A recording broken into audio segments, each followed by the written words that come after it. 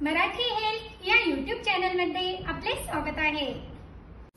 आज मी खोकला येत असेल तर यासाठी 2 रामबाण उपाय घेऊन आले आहे।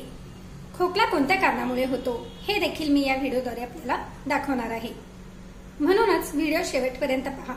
मित्रांनो, खोकल्याकरता लवंग ही खूप रामबाण मानली गेली आहे, कारण लवंग एक नॅचरल अँटीबायोटिक आहे।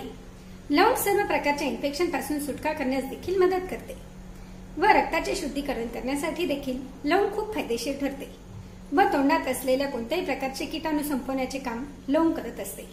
म्हणूनच लवंग खोकल्याकरता अतिउत्तम मानली गेली आहे।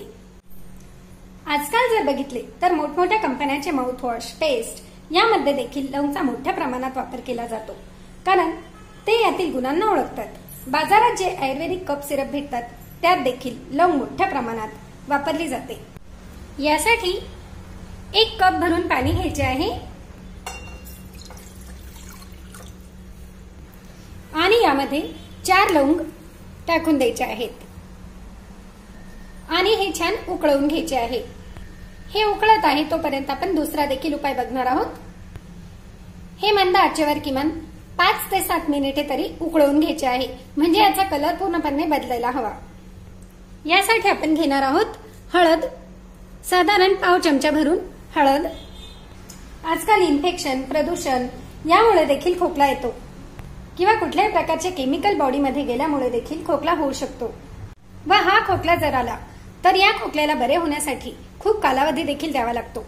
बरेच उपाय करून देखील हा खोकला बरा होत नाही, परंतु हे मिश्रण पिल्याने शरीरातील हानिकारक केमिकल शरीरातून बाहेर फेकले जातात व शरीरातील इन्फेक्शन कमी होऊन खोकला बरा करण्याचे काम हे मिश्रण करत असते। खोकला श्वासनलिकेतील वरील भागावरील इन्फेक्शन असतो, जो आपल्या गळ्याच्या आजूबाजूच्या भागावर इन्फेक्शनचे फैलाव करत असतो आणि या इन्फेक्शनमुळे आपल्याला असे वाटते की आपल्या गळ्यात काहीतरी अडकले आहे व यामुळे गळा दुखतो व हे अडकलेले इन्फेक्शन बॉडी बाहेर टाकण्याचा प्रयत्न करते।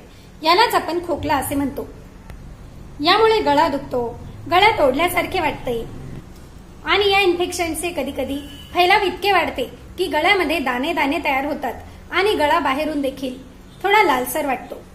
परंतु मित्रांनो, वेळीच जर तुम्ही यावर उपाय केला तर खोकल्यावर लगेचच प्रतिबंध बसतो। हळद अँटीबायोटिक असते, कफ शरीरातून काढण्याचे काम हळद करत असते। यामुळे छातीत जमा झालेला कफ देखील निघून जातो व गळ्याची खरखर, इन्फेक्शन हे देखील बरे होते व रक्त शुद्ध करण्याचे काम देखील हळद करत असते।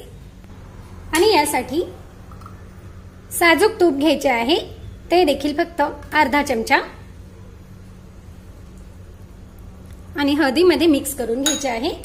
तूप देखील गळ्याकरता खूप उपयुक्त आहे। यासाठी गाईचे तूप घ्यायचे आहे, साजूक तूप। 2 चुटकी भरून खाण्याचे मीठ, मीठ देखील जंतुनाशक आहे। हे देखील गळ्याचे इन्फेक्शन, सर्दी, खोकला यावर खूप रामबाण आहे।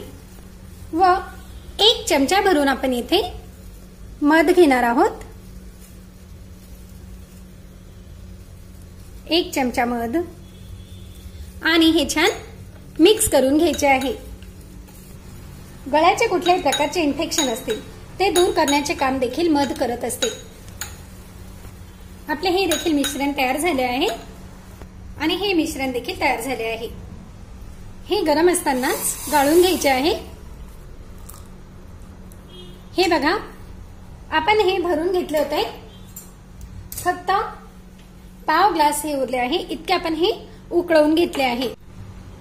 हे तयार झालेले पेय सकाळी चहाच्या वेळेस स्वीप करून पूर्ण पिऊन घ्यायचे आहे आणि संध्याकाळी चहाच्या वेळेस देखील पुन्हा असेच पेय तयार करून पुन्हा स्वीप करून संध्याकाळी देखील हे पेय पुन्हा प्यायचे आहे। असे जर तुम्ही 1 दिवस जरी केले तरी देखील तुम्हाला याचा फायदा होणार आहे।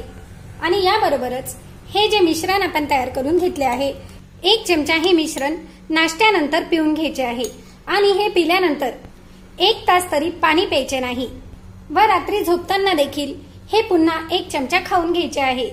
यावर पाणी यासाठी नाही प्यायचे, कारण हे ज्या वेळेस आपण पितो त्यावेळेस याचा लेप आपल्या गळ्यावर लागला जातो आणि हा लेप जितका जास्त वेळ आपल्या गळ्यावर राहील तितके लवकर आपले खोकल्याचे इन्फेक्शन बाहेर निघेल आणि लवकरात लवकर तुमचा खोकला यामुळे बरा होण्यास मदत होणार आहे।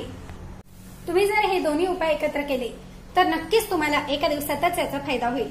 आणि जास्त भयंकर त्रास असेल तर तुम्ही हा उपाय 3 दिवस करू शकतात। 3 दिवसात तुमचा कितीही भयंकर खोकला असेल तर पूर्णपणे बरा होण्यास मदत होणार आहे। आणि खोकल्याचा जास्त त्रास होत असेल तर ऑइली पदार्थ, चमचमीत पदार्थ यांचे सेवन टाळा व दिवसातून 2 वेळेस कधीही कोमट पाणी घेऊन 1 चमचा भरून मीठ टाका आणि याने गुळण्या करा, म्हणजे तुमच्या गळ्याचे इन्फेक्शन देखील बरे होतील व यामुळे खोकला लगेचच बरा होण्यास मदत होणार आहे। मित्रांनो, व्हिडिओ आवडला असेल तर लाईक व शेअर करा। धन्यवाद।